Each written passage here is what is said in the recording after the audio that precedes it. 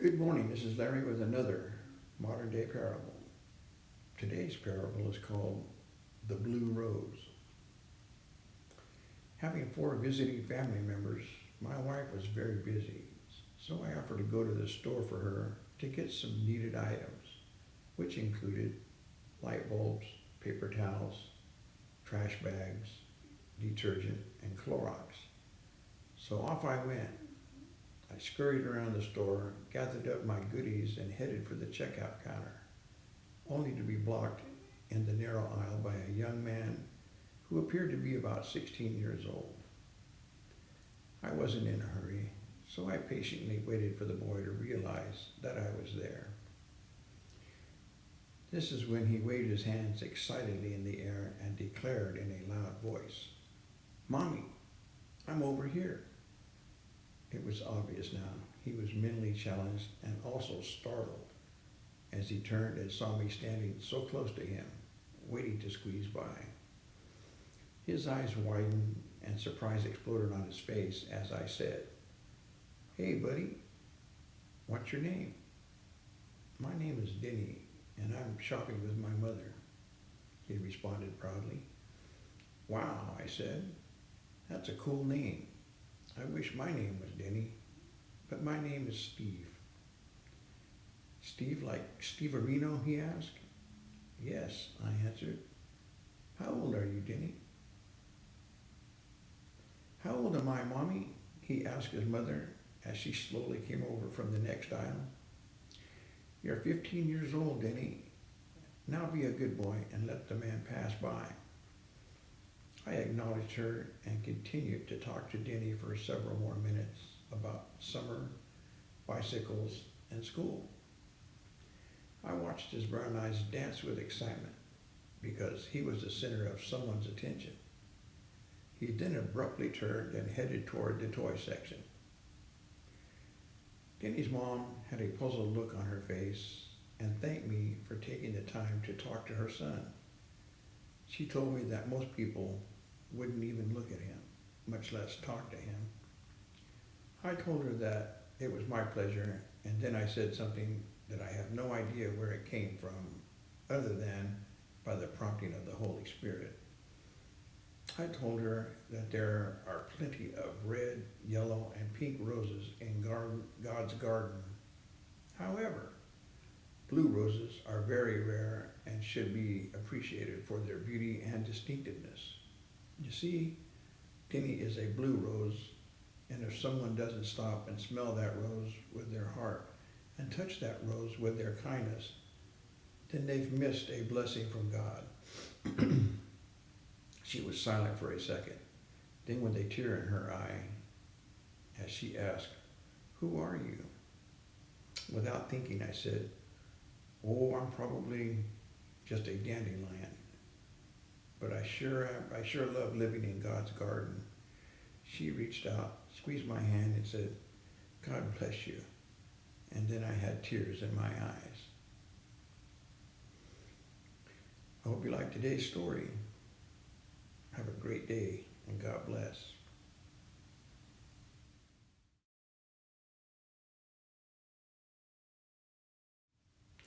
Good morning, this is Larry with another modern day parable. Today's parable is called 23 Bikers. 23 bikers kicked down the church doors during Sunday service, and every parent grabbed their children as the leather-clad men stormed down the aisle. The congregation screamed, mothers shielding their kids' eyes, fathers stepping protectively in front of their families as these rough-looking men in patch vests marched toward the altar where Pastor Williams stood frozen mid-sermon. The scent of rain and road leather filled the air, mingling with the scent of old hymnals and incense. Mrs. Henderson fainted in the third pew. The organist, a timid young man named Arthur, ran for the back exit.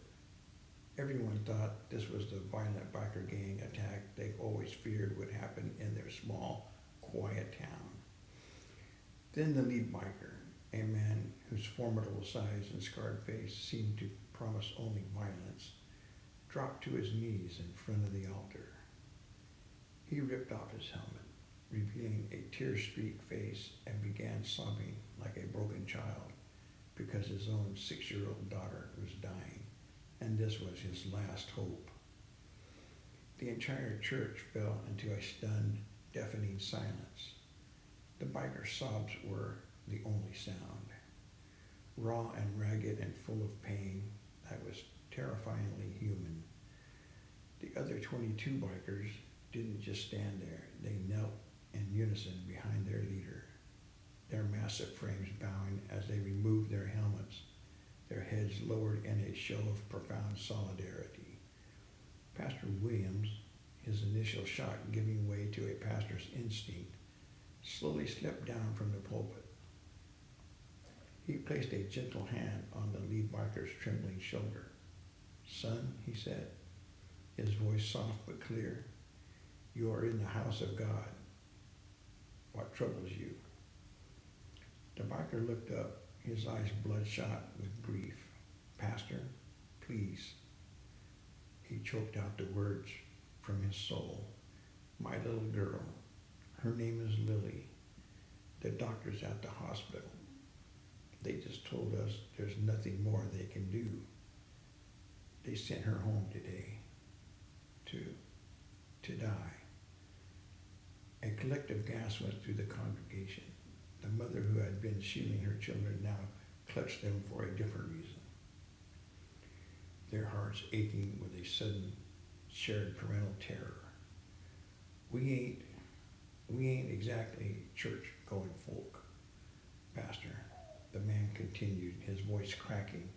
"But my Lily, she loves this place. We ride past it on my bike, and she calls it the Rainbow Castle because of your stained glass windows. She told me this morning she wanted to see the angels in the Rainbow Castle." He looked around at the stunned faces, his tough facade completely gone, leaving only a desperate father. "I didn't know where else to go. I'm begging you. I'm begging all of you. Please pray for my little girl." The pastor's eyes glistened. He turned to face his flock, his expression full of powerful divine purpose. "Brothers and sisters," he said, his voice ringing with emotion, "the sermon I am prepared today is about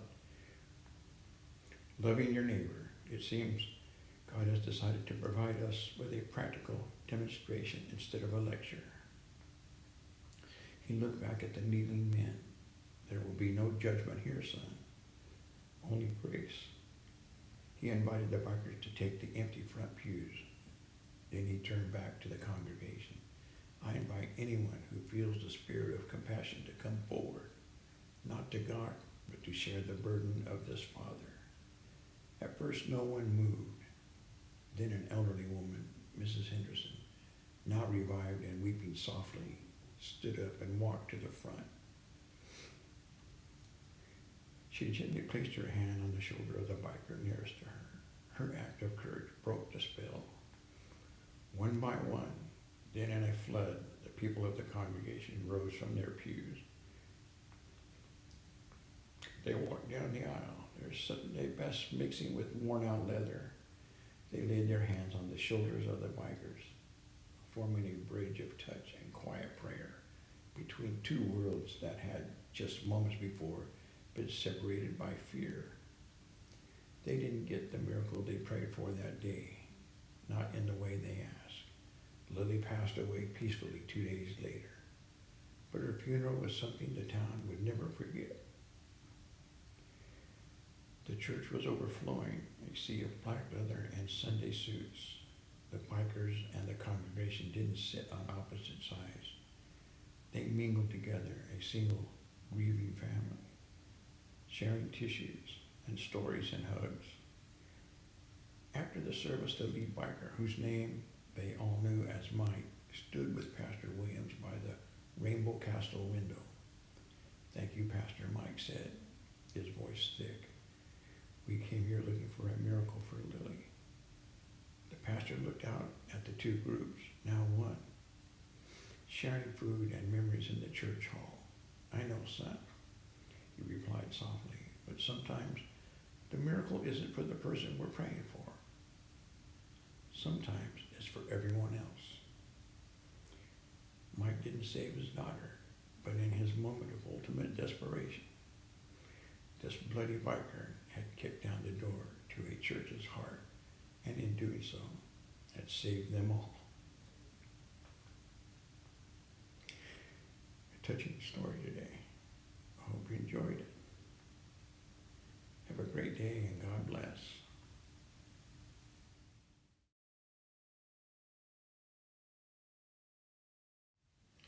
Good morning, this is Larry with another modern day parable. Today's parable is called God's Resume. To whom it may concern, I heard you were considering a new manager in your life. I would like to apply for the job.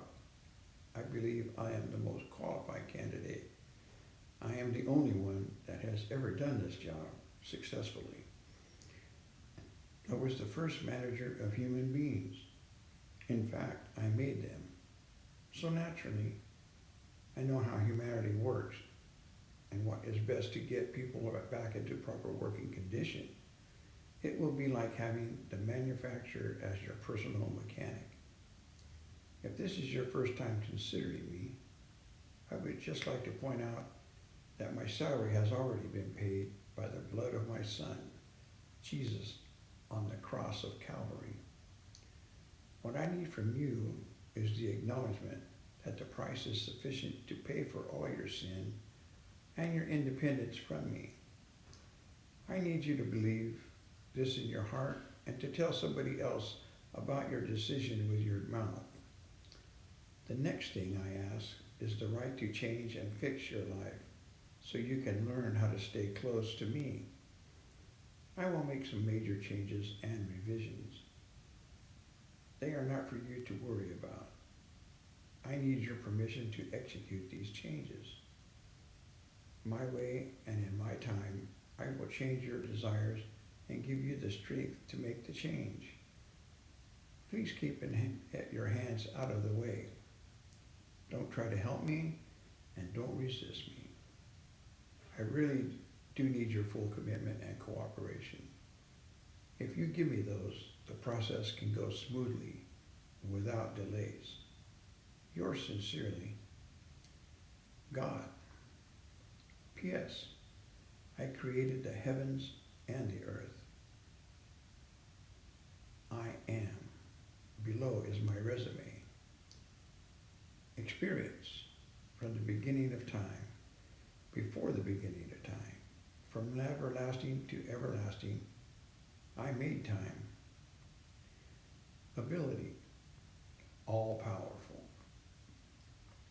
Prior employment, created the universe, put the galaxies in place, formed man, established heaven and earth by my spoken word, and am currently holding up the world by my power.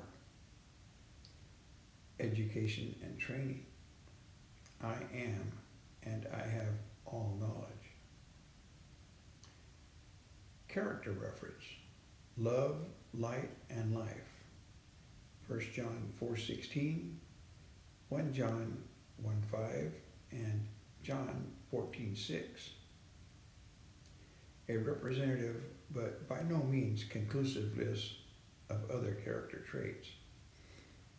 Availability, willing and ready to take over your life, able to put your life together again, will bring all of who I am into your life. Can start now, will transform your life if you let me. Salary requirement. Work in your life has already been paid through the blood of my Son Jesus. Your only responsibility is to commit initially and on a daily basis to trust and obey what Jesus has done and wants to do in your life. References. References available upon request. Thank you for watching today's story. I hope you enjoyed it. Have a great day and God bless.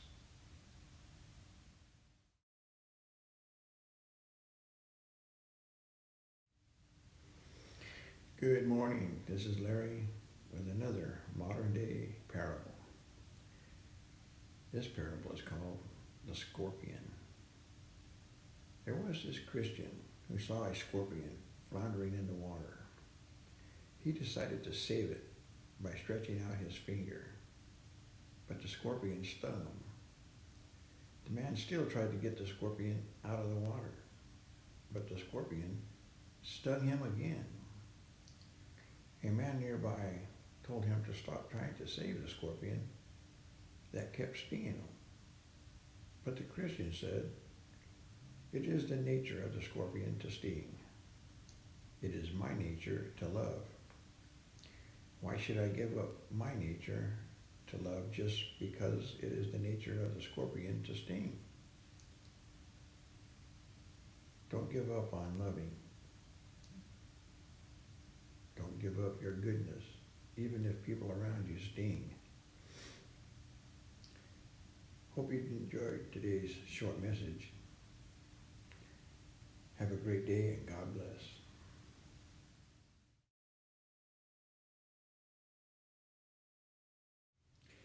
Good morning.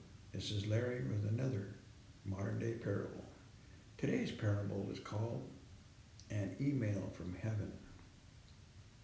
One day, God was looking down at earth and saw all of this rascally behavior that was going on. He decided to send an angel down to earth to check it out. So he called one of his angels and sent that angel to earth for a time. When he returned, he told God, "Yes, it is bad on earth.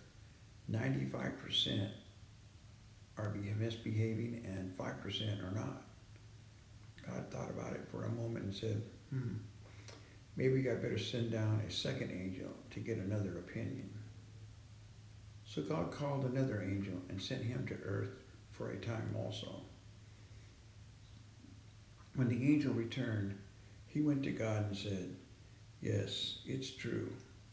The earth is in decline. 95% are misbehaving and only 5% are being good." God was not pleased. So he decided to email the 5% that were good because he wanted to encourage them, give them a little something to help them keep going. Do you know what the email said? Nope.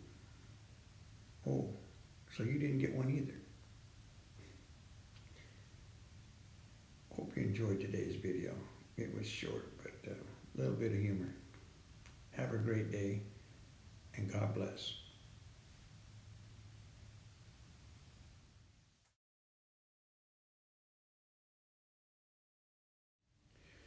Good morning. This is Larry with another modern day parable.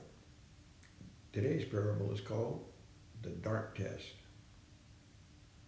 A young lady named Sally relates an experience she had in a seminary class given by her teacher, Dr. Smith. She says that Dr. Smith was known for his elaborate object lessons. One particular day, Sally walked into the seminary and knew they were in for a fun day. On the wall was a big target, and on a nearby table were many darts. Dr. Smith told the students to draw a picture of someone that they disliked or someone who had made them angry, and he would allow them to throw darts at that person's picture. Sally's friend drew a picture of a girl who had stolen her boyfriend. Another friend drew a picture of his little brother. Sally drew a picture of a former friend, putting a great deal of detail into her drawing, even drawing pimples on the face. Sally was pleased with the overall effect she had achieved. The class lined up and began throwing darts. Some of the students threw their darts with such force that their targets were ripped apart. Sally looked forward to her turn and was filled with disappointment when Dr. Smith, because of time limits, he asked the students to return to their seats. As Sally sat thinking about how angry she was because she didn't have a chance to throw any darts at her target, Dr. Smith began removing the target from the wall. Underneath the target was a picture of Jesus. A hush fell over the room as each student viewed the mangled picture of Jesus. Holes and jagged marks covered his face, and his eyes were pierced. Dr. Smith said only these words, "Inasmuch as ye have done it unto these, my brethren, ye have done it unto me." Matthew 25:40. No other words were necessary. The tears filled the eyes of students focused only on the picture of Christ. Hope you enjoyed today's video. Have a great day and God bless.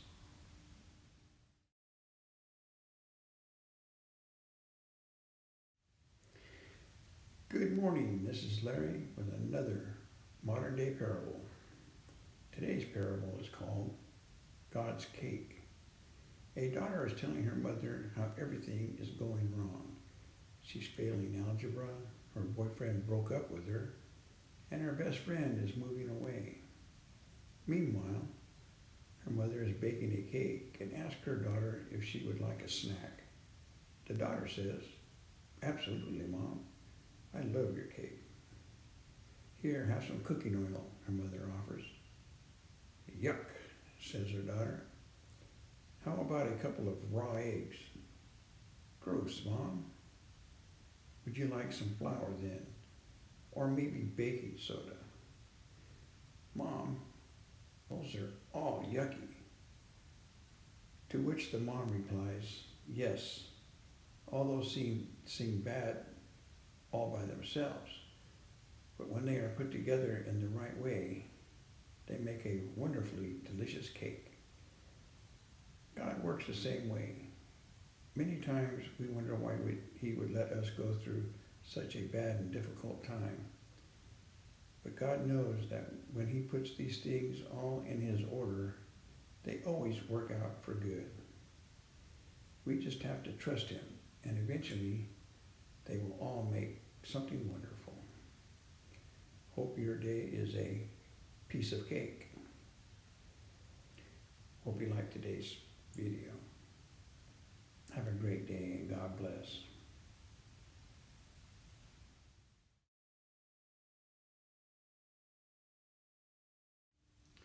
Good morning, this is Larry with another modern day parable. Today's parable is called The Office Boy. A jobless man applied for the position of office boy at a very big company. The employer interviewed him. Then a test. Clean the floor. The man agreed. "You are hired," the employer said. "Give me your email address and I'll send you the application to fill, as well as when you will start." The man replied, "I don't have a computer or an email." "I'm sorry," said the employer. "If you don't have an email, you cannot have the job." The man left with no hope. He didn't know what to do with only $10 in his pocket.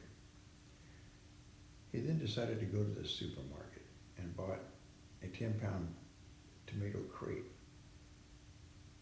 Then sold the tomatoes door to door. In less than 2 hours, he succeeded and doubled his capital. He repeated the operation 3 times and returned home with $60. The man realized that he could survive by this way and started to go earlier every day and return late. Thus his money doubled or tripled every day. Shortly later, he bought a cart, then a truck, and then he had his own fleet of delivery vehicles. 5 years later, the man's company was one of the biggest food retailers. He started to plan his family's future and decided to have a life insurance. He called an insurance broker and chose a protection plan. When the conversation was concluded, the broker asked him his email. The man replied, I don't have an email. The broker replied curiously, you don't have an email, and yet you have succeeded to build an empire? Do you imagine what position you could have if you had an email? The man paused for a while and replied, an office boy? Don't be discouraged if something is not in your favor today. Better opportunities are always awaiting ahead, especially if you trust in God.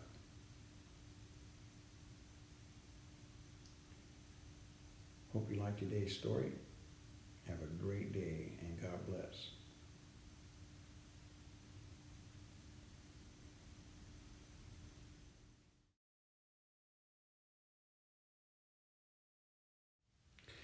Good morning. This is Larry with another modern day parable. Today's parable is called Scars of Life. Some years ago, on a hot summer day in South Florida, a little boy decided to go for a swim in the old swimming hole behind his house. In a hurry to dive into the cool water, he ran out the back door, leaving behind shoes, socks, and a shirt as he went. He flew into the water, not realizing that he swam toward the middle of the lake. An alligator was swimming toward the shore. His mother in the house was looking out the window and saw the two as they got closer and closer together. In utter fear, she ran toward the water, yelling to her son as loudly as she could. Hearing her voice, the little boy became alarmed and made a U-turn to swim to his mother. It was too late. Just as he reached her, the alligator reached him. From the dock, the mother grabbed her little boy by the arms just as the alligator snatched his legs. That began an incredible tug-of-war between the two. The alligator was much stronger than the mother, but the mother was much too passionate to let go. A farmer happened to drive by, heard her screams, raced from his truck, took aim, and shot the alligator. Remarkably, after weeks and weeks in the hospital, the little boy survived.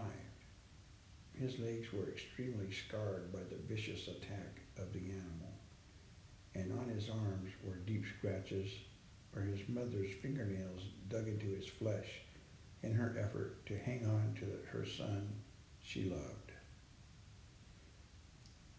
The newspaper reporter who interviewed the boy after the trauma asked if he would show him his scars. The boy lifted his pant legs, and then, with obvious pride, he said to the reporter, "But look at my arms. I have great scars on my arms too. I have them because my mom wouldn't let go." We have scars too. No, not from the alligator or anything quite so dramatic, but the scars of a painful past. Some of those scars are unsightly and have caused us deep regret. But some wounds, my friend, are because God has refused to let go. In the midst of your struggle, He's been there holding on to you. The scripture teaches that God loves you. You are a child of God. He wants to protect you and provide for you in every way. But sometimes we foolishly wade into dangerous situations. The swimming hole of life is filled with peril, and we forget that the enemy is waiting to attack. That's when the tug-of-war begins. And if you have the scars of His love on your arms, be very, very grateful. He did not and will not let you go. Hope you enjoyed today's story. Have a great day and God bless.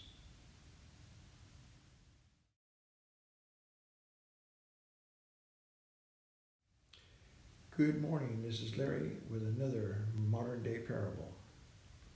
Today's parable is called The Ant and the Contact Lens. Brenda was a young woman who was invited to go rock climbing.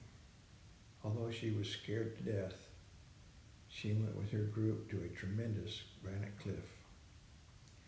In spite of her fear, she put on the gear, took a hold of the rope, and started up the face of the rock. Well, she got to the ledge where she could take a breather. As she was hanging on there, the safety rope snapped against Brenda's eye and knocked out her contact lens. Well, here she is on the rock ledge with hundreds of feet below her and hundreds of feet above her.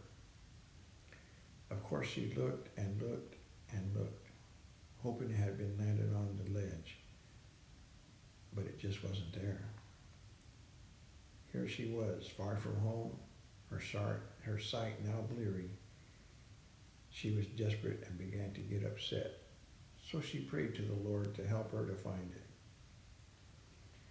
When she got to the top, a friend examined her eye and her clothing for the lens, but there was no contact lens to be found. She sat down despondent with the rest of the party, waiting for the rest of them to make it up the face of the cliff. She looked out across the range of mountains, thinking of the Bible verse that says, "The eyes of the Lord run to and fro throughout the whole earth." She thought, "Lord, you can see all these mountains. You know every stone and leaf, and you know exactly where my contact lens is. Please help me." Finally, they walked down the trail to the bottom. At the bottom, there was a new party of climbers just starting up the face of the cliff. One of them shouted out, "Hey, you guys, anybody lost a contact lens?" Well, that would be startling enough, but you know why the climbers saw it?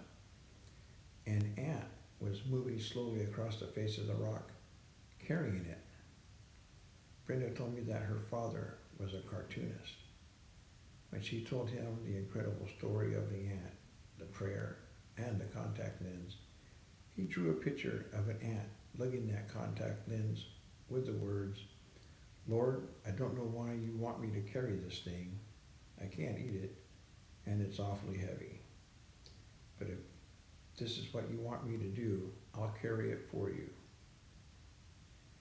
I think it would probably do some good for us to occasionally say, "God, I don't know why you want me to carry this load. I can see no good in it, and it's awfully heavy. But if you want me to carry it, I will." God doesn't call the qualified. He qualifies the called.